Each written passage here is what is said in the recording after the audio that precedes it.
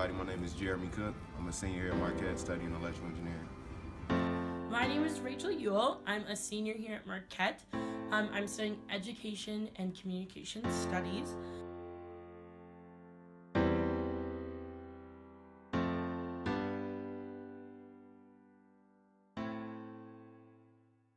So if you were to talk about endangered species as a race that's not going to be around for much longer, like you would an animal, I would say no. I think if anything, the African American race is growing and it will continue to. But if you in the sense that they are in actual danger, then yes, I would say that African Americans are a species that is in danger. I would agree. I think the African American population is a vulnerable population. But as far as going extinct, like you said, I don't really see that, just because I think humanity in general is a little more resilient than that. But yes, I would say they're definitely a vulnerable population that needs attention. I wouldn't say I feel like an endangered species, especially not from just moving from a different area. If anything, I feel like it was a little bit more dangerous there. But I just feel like as a whole, black men or black people in general are kind of on the downfall right now with the way things are going all across the world, or all across the country. So I don't think I feel like an endangered species, especially not from moving just from state to state.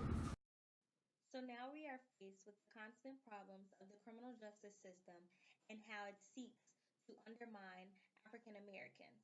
Today we are faced with challenges, and we want to know, how can we solve these problems?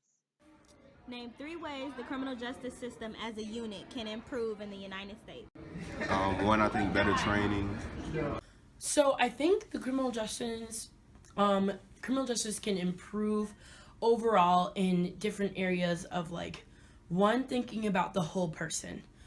So thinking about not only where they're from or what they look like, but thinking about what their passions are, and accounting for all the pieces of the person. Whether they have family ties, what those family ties look like, their personal background, and finding a meaning for the whole person instead of just maybe an action that was committed or the perception of an action. So finding a reason why. A kid may steal a candy bar, but why did he steal that candy bar? Maybe because he's been hungry. There needs to be more training before an officer is kind of let on their own, especially with the weapons. Right. I think that should be extensive training. Number one go-to excuse when there's police brutality against a certain race is because they feared for their life, and I feel like that can easily be fixed by more training and more extensive training and kind of learning more about what you're doing and getting more background on things.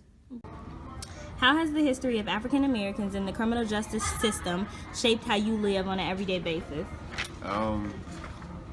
It kind of shapes it a lot. My father, he actually works for Cook County, which is back in Chicago, so he's a criminal investigator for them. So he definitely tries to make sure that we're aware, me and my sister are aware of a lot of different laws that surround and things like that, aware of our surroundings. So I think just from that aspect, it shaped me to just kind of be knowledgeable and just make sure I know my rights and things like that, and what I can do and what I can't do.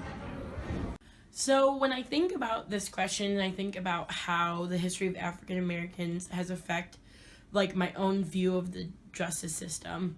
I have to say that I think about those influential first leaders. I think about Martin Luther King, I think about Rosa Parks, and I think about how they stressed peace, but that there was always this edge and always this angst and this deep raw emotion that went and was partnered with the mission that they were doing. And so when I think about the justice system, I think about how it tried to silence some of that deep passion and tried to, in a way, maintain it and detain it.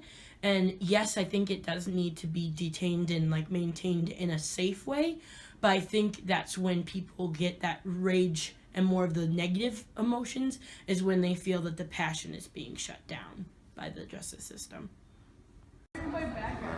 Moving beyond rhetoric, what is one solution to the deep-seated challenges of the criminal justice system disenfranchising African Americans? I think a solution could be to just simply it's real simple actually, just learn to look beyond the person. Like moving forward, I think one solution would be to advertise or like advocate for more African Americans on like police force and things like that, because there are so many like young black men that